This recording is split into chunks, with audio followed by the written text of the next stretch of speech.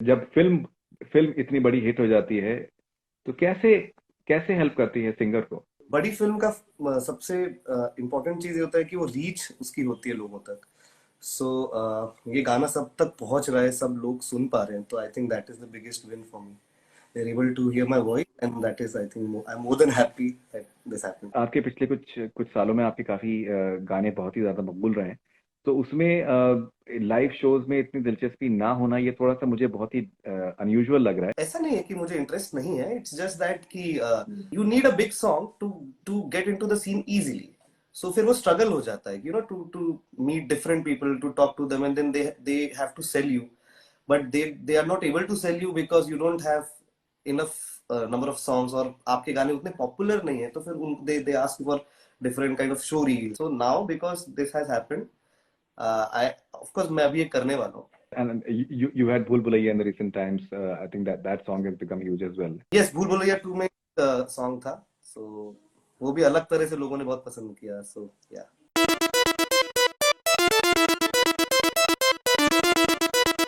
हाय तुषार, कैसे हैं आप।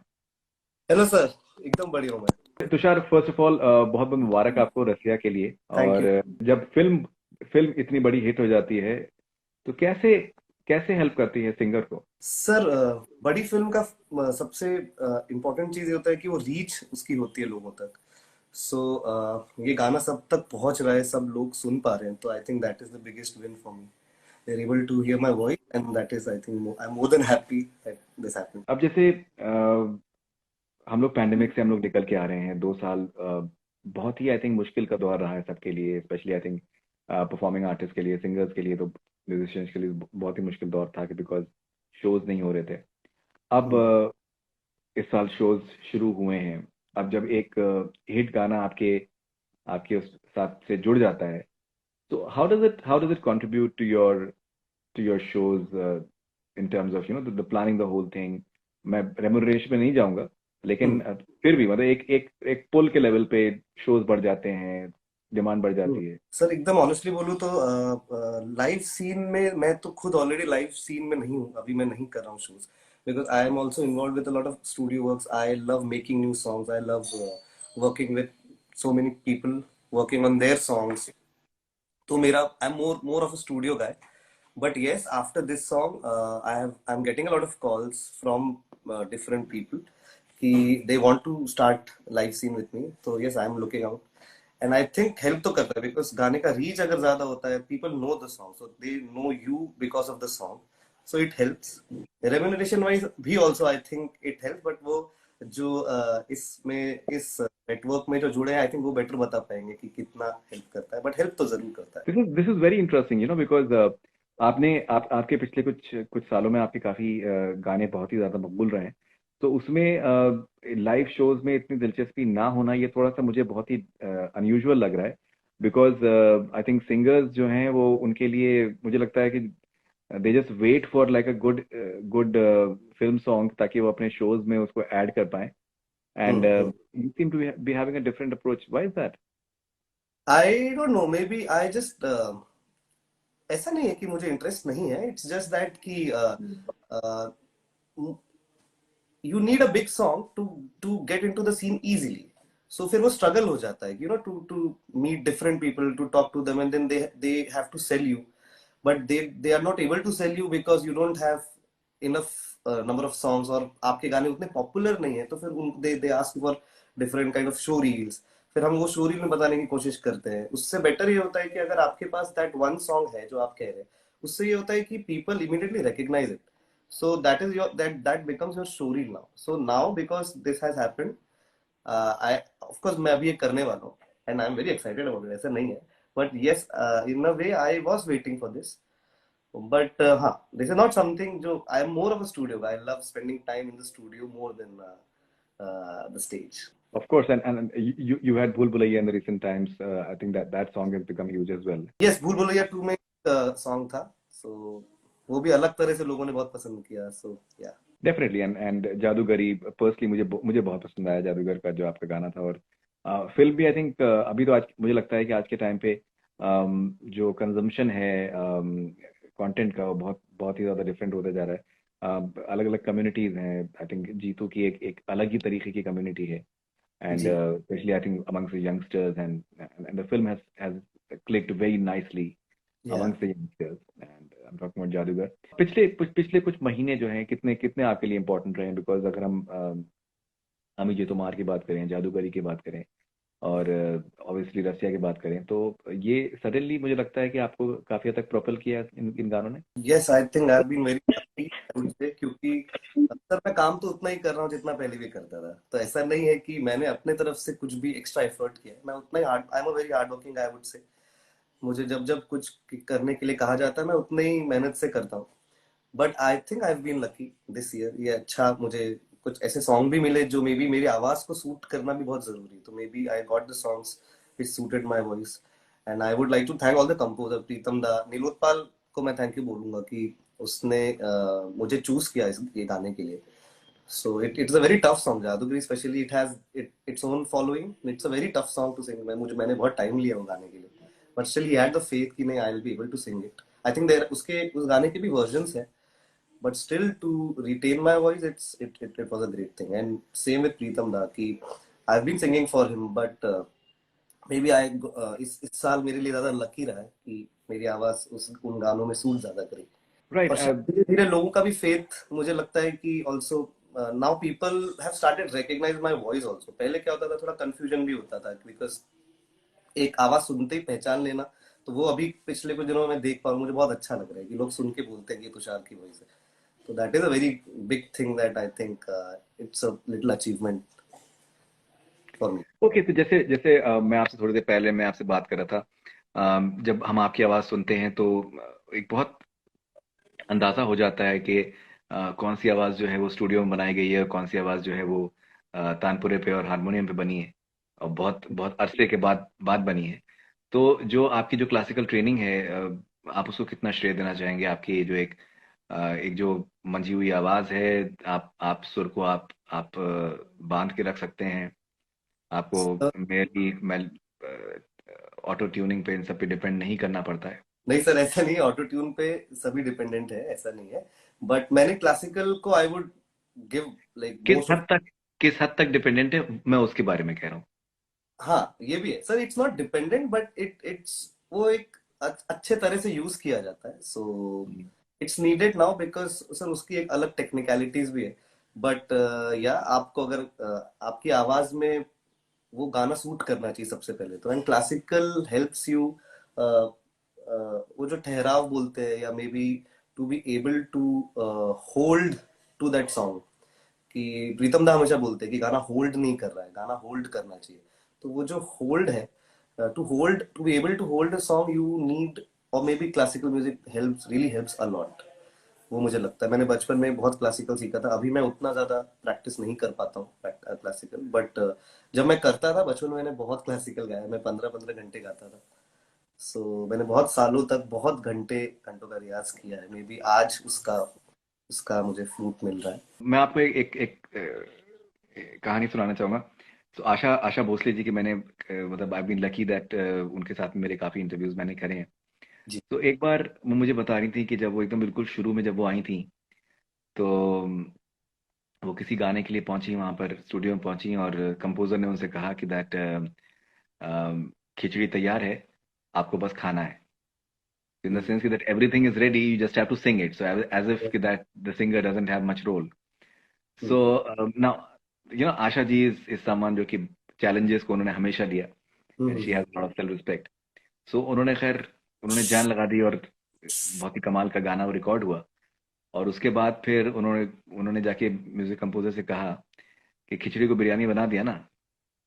हाँ तो बिल्कुल सही कहा सर। हाँ सिंगर का क्या कंट्रीब्यूशन होता है किसी भी गाने को एक जिंदगी प्रोवाइड करने में, एक लॉन्जेविटी प्रोवाइड करने में है, और एक अपना खुद का एक स्टाइल प्रोवाइड करने में। सर ये बहुत ही अच्छा क्वेश्चन है, बिकॉज ये काफी लोग they have different opinions on this, but मुझे लगता है कि सिंगर ठीक है लास्ट में आता है, बट उसका बहुत इम्पैक्टफुल कंट्रीब्यूशन होता है। सो आई वुड से सिंगर का actually may be in the song the singer has probably 10% contribution, sir, this is my opinion, please 10 से 15% कंट्रीब्यूशन होता है, बट वो 10 से 15% is the impact, that is the main, like it's very crucial. But sir क्या होता है, ये गाना एक एक साल, दो दो साल तक बनता है। वो जो बिरयानी के मसाले हैं वो एक दो साल से बन रहे होते हैं। कुछ मसाले ऐसे होते हैं जिसको ढूंढ पाने में ही सालों लग जाते हैं।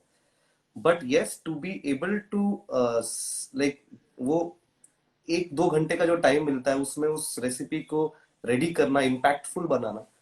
एंड मुझे लगता है कि आई थिंक सिंगर को कुछ घंटों से ज्यादा दिया जाना चाहिए। जैसे पुराने टाइम पे होता था, सिंगर्स को भी, जो लेजेंडरी सिंगर्स रहे हैं हमारे, उनको भी एक एक महीने का टाइम मिलता था to to know the song, to learn the song, to to practise the song. अगर वो आज मिल पाए, नॉट एक महीना, मे बी एक दिन भी मिले, सो आई थिंक वो एक दिन का टाइम भी जमीन आसमान का फर्क कर देगा। मैं ऐसा सोचता हूँ, क्योंकि I have been recording lot of singers also. And वो, जब मैंने खुद भी, ऐसा हुआ है कि एक गाना मैंने आज गाया है, मैंने गाया, मैं I am sounding fresh, I am sounding good, but then if I get a call to record the same song again, in maybe 2-3 दिन बाद सेम गाना मुझे दोबारा गाने के लिए बोला, सर जमीन आसमान का फर्क होता है पूरा गाने का। Now I know the song, I know the melody, I know the thinking behind the song, and ये सब सबकॉन्शियसली होता है। तो मुझे लगता है एक दिन का टाइम भी मिला अगर, to just imbibe the song, to learn the song, it it it makes a lot of difference, and then वो 10-15% maybe it can add up to maybe 50%। तो इसलिए पुराने जमाने में जो बोलते हैं कि, क्योंकि ये सब लेजेंडरी सिंगर्स भी थोड़ा वक्त लेते थे, गाना सीखते थे, इतने खुद सीखे हुए लोग हैं, वो भी सीखते थे गाना, तो फिर वो इम्पैक्ट भी दिखता था। Maybe that is the reason. मुझे लगता है थोड़ा टाइम और मिलना चाहिए सिंगर्स को, तो जब मिलता है तो आप समझ में आ जाएगा। No, I think what you're saying makes a lot of sense because I think जिस तरीके से रियाज होते थे, रियाज के सेशंस होते थे और प्रैक्टिस सेशंस होते थे, वो एक आई थिंक अलग ही दौर था। उसके बाद फिर जो गाना रिकॉर्ड होता था वो एक टेक में होता था। करेक्ट। वो चाहे वो म्यूजिशियंस हो, चाहे वो सिंगर हो, वो सब एक ही टेक में होता था। और अभी जो है वो आप एक एक लाइन को भी आप रिकॉर्ड कर सकते हैं।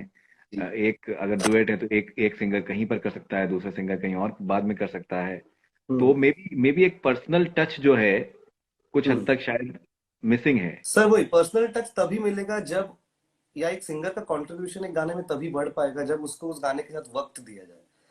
क्योंकि सारे म्यूजिशियंस, कंपोजर, लिरिसिस्ट, सारे लोगों ने, जिन्होंने जो म्यूजिक प्लेयर्स हैं, इंस्ट्रूमेंट प्लेयर्स हैं, उन्होंने वो गाने को ज्यादा कंट्रीब्यूट इसलिए कर पाए तो उन्होंने ज्यादा सुना होता है। तो अगर, मुझे लगता है सर, आज भी, आज की डेट में भी आप सिंगर्स को थोड़ा टाइम दीजिए, गाने को लर्न करने का टाइम दीजिए, उनका कंट्रीब्यूशन भी बढ़ जाएगा, ये मैं मानता हूँ। अगर हम रणबीर कपूर के साथ में आपका सजेशन की बात करें तो आप काफी काफी सालों से आप रणबीर के साथ में आप जुड़े हुए हैं। तो जी मतलब as a as a as a person किस तरीके के आपके उनके साथ में एक्सपीरियंसेस रहे हैं? सर, मेरा उनके साथ जग्गा जासूस के टाइम पे काफी बार मुलाकात हुई। एंड वो मतलब अपने फोकस में रहते हैं, वो मस्ती भी करते हैं, but he is very very like, वो बहुत ज्यादा अच्छे से समझते हैं, मतलब, एंड वो बहुत ओपिनियन लेते हैं सबका, कैसा लग रहा है, ठीक लग रहा है, और एक करूँ, ऐसा करूँ, इसको ऐसा कर सकते हैं। And he been always very very appreciated. मैं तो जितनी भी बार मिला हूँ, उन्होंने हमेशा मुझे बोला कि यार अच्छा लग रहा है, ऑलवेज मोटिवेटिंग यू। सो इस तरह के एक्टर से इतना ही हो जाना, इट सडनली मोटिवेशन कहीं और चला जाता है। आप उनसे मिलके आए, देन आप रिकॉर्ड करें उनका ही गाना, you know कि he likes your voice and then now you have to sing, तो it makes a lot of difference। yes, मेरी बहुत ज्यादा ब्रह्मास्त्र के टाइम में मेरी उनसे इंटरेक्शन नहीं हो पाई, बट जग्गा जासूस के टाइम पे मेरी काफी बार उनसे मुलाकात हुई, and he is been always very very supportive and motivate करते थे वो हमेशा। एंड आई थिंक दोनों फिल्मों में प्रीतम का म्यूजिक था और खैर जग्गा जासूस में तो खैर आई थिंक म्यूजिक का बहुत ज्यादा इम्पोर्टेंट रोल भी था। हम्म। गाने भी बहुत बहुत सारे गाने थे और मे बी आई थिंक शायद वो भी एक फैक्टर रहा हो जिसकी वजह से आपको काफी अच्छा एक्सपीरियंस रहा उनके साथ में इंटरेक्ट करने के लिए। यस, क्योंकि वो जो कैरेक्टर था, वो फिल्म में ऐसा दिखाया कि वो कैरेक्टर बात नहीं कर सकता।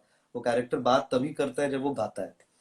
तो वो जब जब गाता है तब तक वहां मेरी आवाज है, तो वी हैड टू क्योंकि उसमें से कुछ कुछ म्यूजिकल हैं जो उनके सिंगिंग से स्टार्ट होते हैं, then it blends into my voice. So वो सिनर्जी डेवलप करना भी जरूरी था, एंड इट रियली हेल्प।